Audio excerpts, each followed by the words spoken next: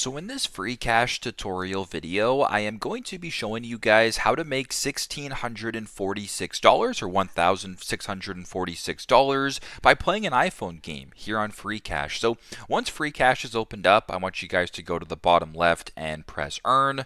Once you guys are on the earn screen right here, it's going to show you the current offers that are available in which you can download games, play those games, and earn yourself money. So in this case, if I wanted to earn $1,646 by just playing an iPhone game, I would scroll down until you come across the option for me that is playing Domino Dreams right here, where I can earn $1,646.94. So if you were to go ahead and download the game through this app and just simply go ahead and press on the information right here, how you guys can earn all this money is just by completing different challenges and then getting results, or I guess getting earnings as follows. So for example, if you complete chapter 7 within 10 days in this case, I can earn $68. If I were to complete chapter 10 within 16 days, I can earn $140. You can scroll down, see some main rewards right here. So just by completing level 1 within 90 days, I can earn 4 cents, right? Chapter 1 within 90 days, 6 cents, etc.